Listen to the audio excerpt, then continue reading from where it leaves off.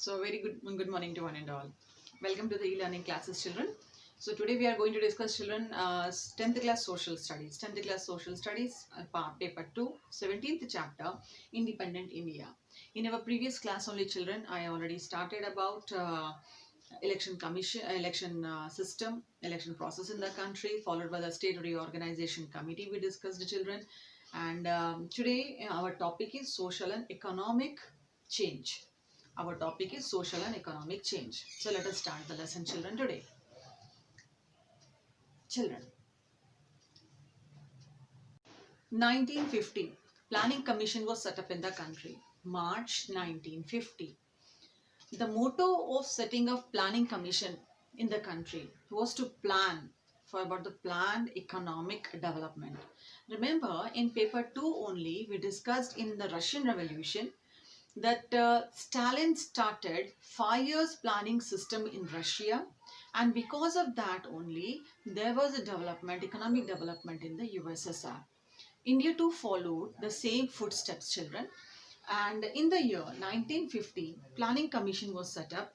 The main motto behind the Planning Commission to bring about the social and economic what you call changes in the country. Not only that one, children, to bring about social, political justice, equalities in opportunity also. So with this motto, children, Planning Commission was set up. That time, the first Prime Minister of the country, Pandit Jawaharlal Nehru, he was there, and he thought that, and he felt that this planned development would bring, would dissolve the divisions of caste, religion, community, and the region. So what happened? The first 5 year plan. Children, 5 year planning system. Actually, what is this?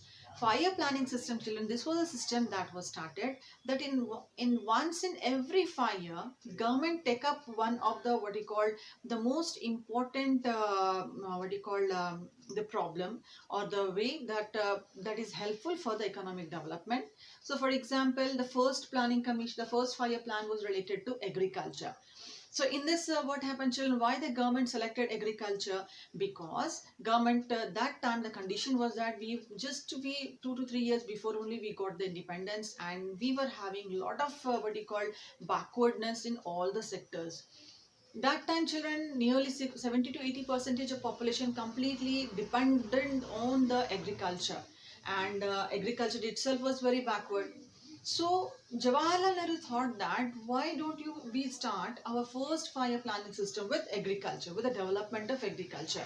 So in this 5 years, what they thought that they will completely improve the conditions of agriculture, make the agriculture a developed one that will helpful for the development of the country. So the first 5 year plan was focused on agriculture. What is the time period, children? 1951 to 1956, 5 years. 1951, first 5 year plan was launched, and 19 up to 1956. So in this 5 year only, much amount of money was what you call invested towards the development of agriculture. So it was focused on agriculture, and this 5 year plan, it stressed on the need for increasing food production. What was stressed, children? The need to increase the food production, because the problem was that though India as an agricultural country, we were very backward in the food production. Time to time, now and then, we used to suffer from the various problems like natural disasters like floods, droughts, some other problems, children. Because of that, there was a shortage of food, and we were not having enough food to supply for the ever increased population. So it was thought that to improve the agriculture, and in that agriculture, it was a need to increase the food production to be increased.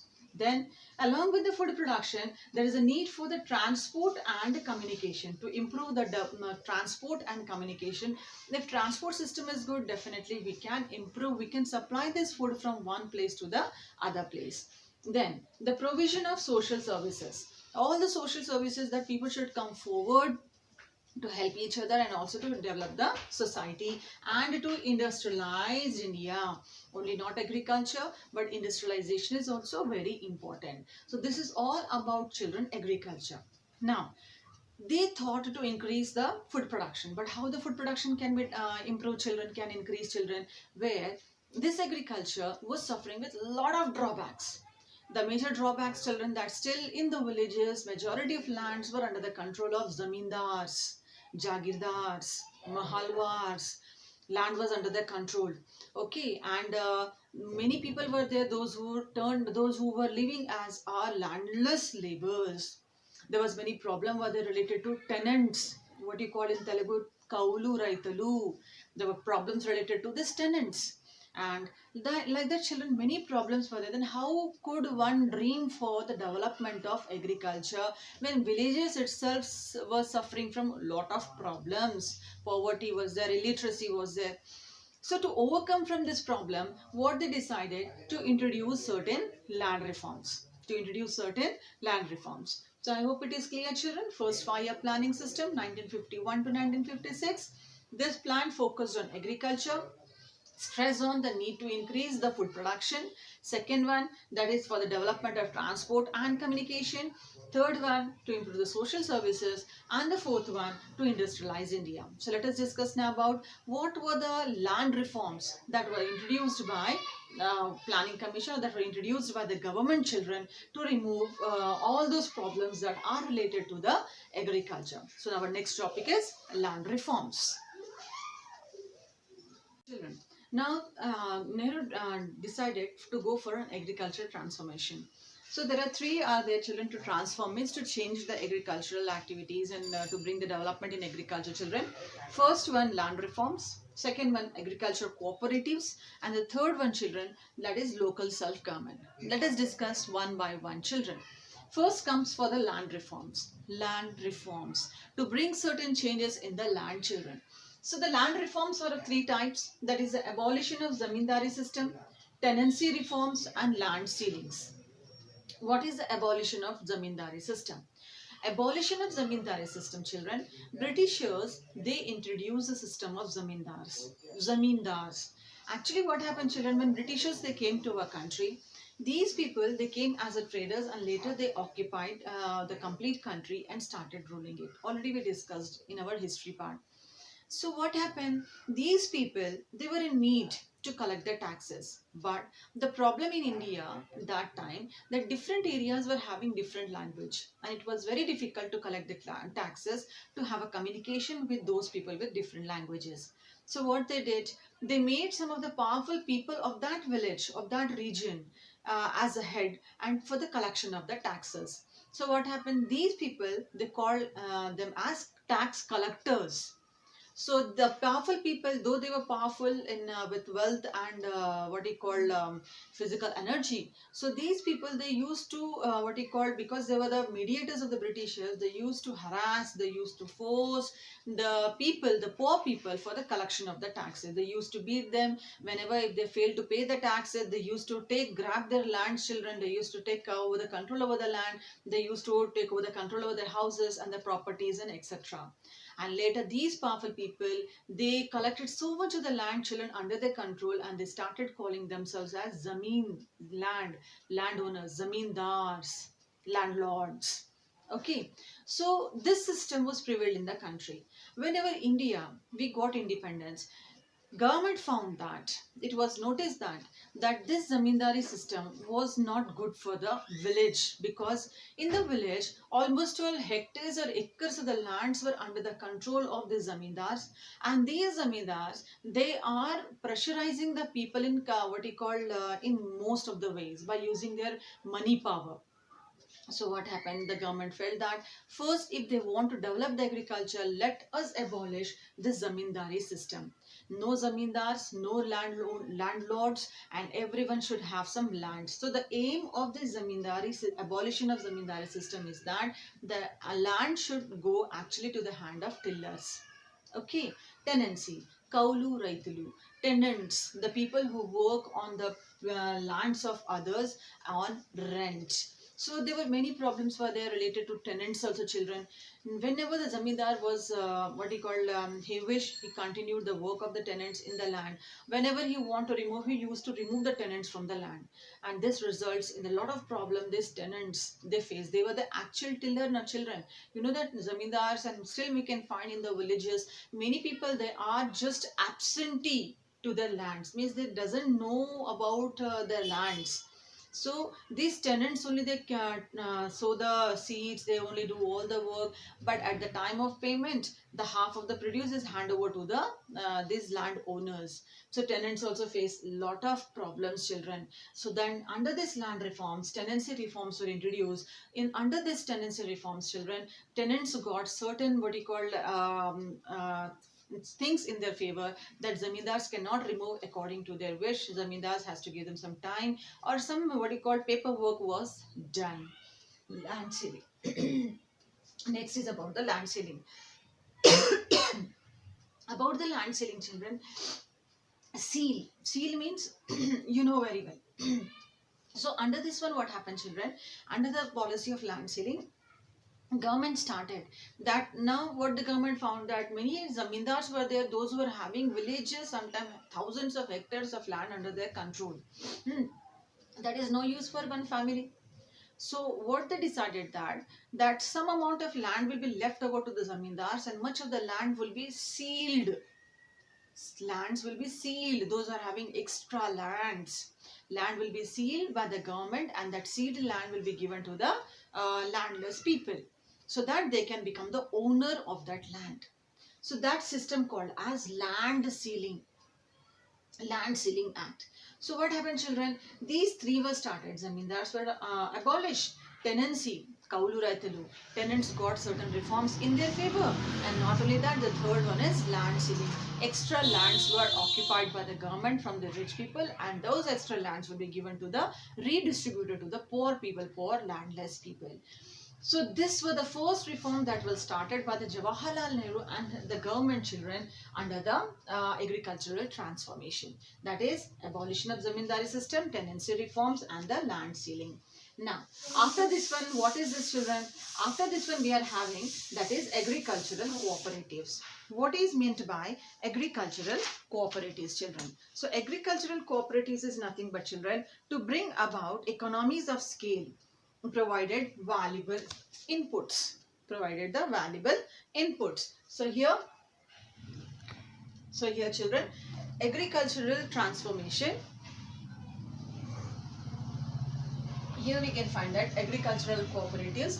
Cooperatives are nothing but, children, people they have to work under certain cooperatives. Okay, they have to join together. They have to decide everything, children. And under this cooperative, children, that these people they provide all the valuable information, related to the seeds, related to the what we call fertilizers, related to the distribution, related to number of things.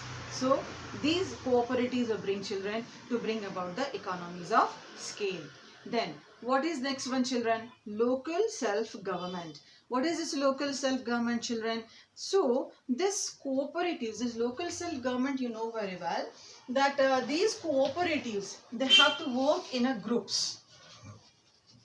Working in a groups, all the decision will be taken by in a cooperative way. All the decisions will be taken, children, by all the people, children, in the cooperate ways. So in this one, children, what happened, they decided that at least in this way, the what they call the problems related to the agriculture will be solved. Okay, but the problem in this one, all the things were implemented by the government, but not not properly worked. The rich people still they are dominating the society. Still in the village we can find rich people are dominating.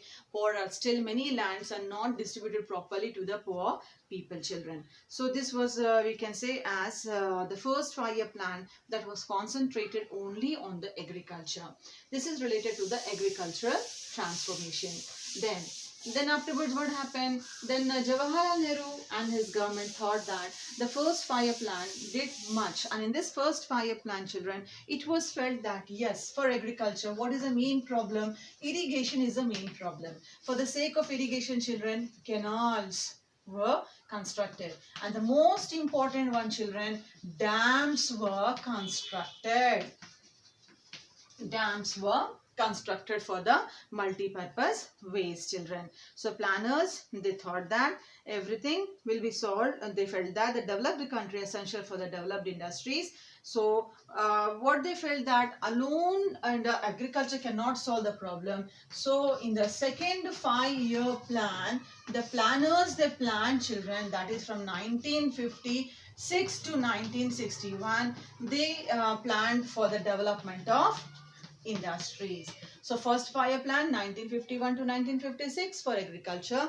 Second fire plan 1956 to 1961 for industrial, for the development of industries purpose. So like the children, they thought that yes, at least by the help of that they can bring some social change and economic change in the country. So this is our topic, social and the economic change. So after the social and economic change, the next topic, children, that we have to discuss is that is foreign policy and wars. Our next topic is foreign policy. Foreign policy. Children, about the foreign policy, you know this one also very well. Children, when we attained independence in the year 1947, when we attained independence, what was the scenario of the world? Already we found that after the Second World War, the world was divided into two blocks, that is USA and USSR. The major blocks were divided at the world level after the Second World War. So at the time when we attained independence, Jawaharlal Nehru, what he thought that it is not necessary for us to join either USA bloc or to join other USSR bloc. So instead of that, he thought to remain instead of that, to remain aloof from these two blocks. And then with that, he joined hands. Jawaharlal Nehru, he joined hands with other countries of the other countries of the world, joined hands with Egypt. He joined hands with Yugoslavia, and he joined hands with Indonesia. And these with this one, they framed the policy called as NAM, that is non-alignment movement. Non-alignment movement, called as NAM. Okay, what is NAM, children? Non-aligned movement, children. So non-aligned movement is nothing but no need to join these powerful blocks. Instead of joining these blocks, all these third world countries, means those who got, children, independence after the Second World War, they will join together and they will form one group and they will help each other in every case, instead of taking the help from either USA or the USSR. So Jawaharlal Nehru, what he did, children, he framed the policy of NAM, and not only that, he framed the policy called as Panchashil. In another lesson we'll discuss, children, about this one. Panchashil policy, that means 5 policies. These foreign policies, policy of Panchashil, called as non-interference. Non-interference. Immediately next lesson we have to discuss, children, about this one. Non-interference policy he started with other countries of the world. So what is this, children? This is our policy, that not to join USA or USSR. First. Second one, Panchashil policy, that no one will interfere in any country's internal matters. Whatever that country is deciding, that is their country's wish. No one is having the right to ask the question why they are framing these laws, why they are framing that laws. Everyone are free now to make their own policies. Is it clear, children? So this is, children, NAM and Panchashil. But even after, children, these type of policies, it was found that our countries, India, faced some wars. Okay. So India faced some wars, children. What are the wars, children? As you all know that India war with Pakistan. For what? For the sake of Kashmir, we had a war with Pakistan in the year 1948, then followed by 1965. Then for the sake of Bangladesh, we had a war with Pakistan once again in the year 1971. India had a war with China in the year 1962. So these were the wars, children, that India faced at the world level. So for all these wars, children, though India was not ready, but India faced a tough competition, a tough struggle with other countries of the world. Sacrifices were made by a number of our Indian soldiers also, children. So this was the children, the wars that India faced with other countries of the world, and especially the war with China. India was not at all ready, children, to have a war with China, and India suffered a lot. And this only, children, what he called shocked Pandit Jawaharlal Nehru, our first prime minister, and his health start getting deteriorating, may start getting decreased, children, because of this China war. Okay, so this is, children, about the Indian foreign policy. Now, after the Indian foreign policy, we are having the next topic, children, that is succession. Our next topic is, children, the succession. Next topic is the succession. What is a succession? Succession, it means, children, that the person or the government that comes after the another. So now succession policy we have to discuss, children. So in the year 1964, Nehru, he died. Just now I told that India was not ready, children, to face a war with the other countries of the world, and that because Nehru already he signed an agreement with China called as Panchashil Agreement.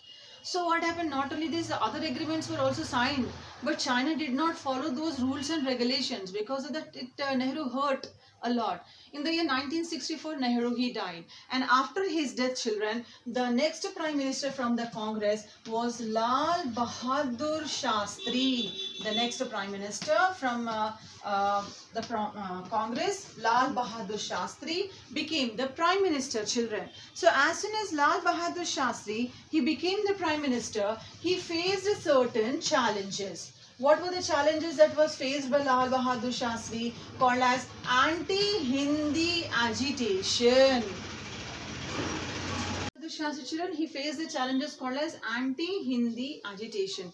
Next topic, that only, children, for us. So he faced the problem like anti-Hindi agitation, then shortage of food. As usual, India suffered a lot with a severe famine condition. There was a shortage of food, led to the death of many people, children. Lakhs of people died. Then war with Pakistan in the year 1965.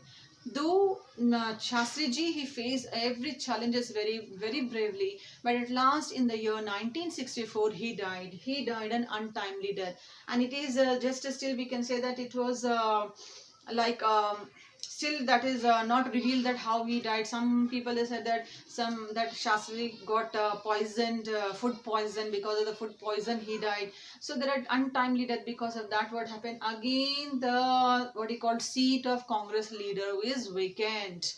1966, Shastri ji, he died. Then after the death of Shastri ji, now Congress is overtaken by Srimati Indira Gandhi. So Srimati Indira Gandhi, she turned as the Prime Minister of India after the death of Pandit Jawaharlal Nehru. I hope it is clear succession. 1964, Jawaharlal Nehru died. Lal Bahadur Shastri came to the power. As soon as he came to the power, he faced certain challenges like anti-Hindi agitation, shortage of food, war with Pakistan. He faced it, but in the year 1964, he died, children. And then 1966, children, Indira Gandhi became the president of Congress. We have to discuss about the anti-Hindi agitation. 1963 Official Language Act was passed. Which year? 1963. What is this Official Language Act? This was an act that decided that which language will become the Indian official language. 1963, according to this act, children, Hindi was declared as an official language. As you all know that. South India, especially like Kerala, Karnataka and Tamil Nadu, children, there the people they face a problem with Hindi. And especially in South, DMK party, Dravida Munnetra Kazhagam, this Dravida Munnetra Kazhagam. This party, they began, they thought that it was a Hindi, as they didn't know about the Hindi, as they didn't know this language Hindi properly. So it was a attempt to foist Hindi on the rest of the country. So what they did, they started a statewide campaign against this Hindi as an official language. And in this one, they started strikes, they started dharnas, they started burning all the Hindi books and also burning the effigies. Effigies means that making what you call with the clothes, they make a body-like structure and they burn by using the kerosene and the fire. So burning the statues of made up of the clothes, okay, effigies. So even in the Congress, children, the Congress was divided into two parts. As a one is supporting Hindi, one is anti-supporting, not supporting Hindi. Pro-Hindi and anti-Hindi. Congress divided into pro-Hindi and anti-Hindi. By seeing the situation at last, Pandit Shastri, Lal Bahadur Shastri, he took the support of pro-Hindi and decided that every country should go within the communication should go with English, one their regional languages and one with the English, and compulsory children, a person according to this, he made that the communication should be there in the regional languages along with the translations. English would continue to be as a common language between the center and the state, and even if there is civil services like IAS, IPS, any exams will conduct, it will conduct in Hindi and English for the benefit of everyone. Okay, so this is called as anti-Hindi agitation. The agitation, the movement that started against the Hindi, especially in the south by Dravida Munnetra Kazhagam, the party of South India. And what they did, they started dharnas, strikes, burning Hindi books, burning the effigies, and then afterwards Lal Bahadur Shastri took a stand towards the pro-Hindi and decided that compulsory English, the regional languages should go on along with the translation, and for all the civil services, all the exams should be in the Hindi and English versions. So children, this is the topic of today's class.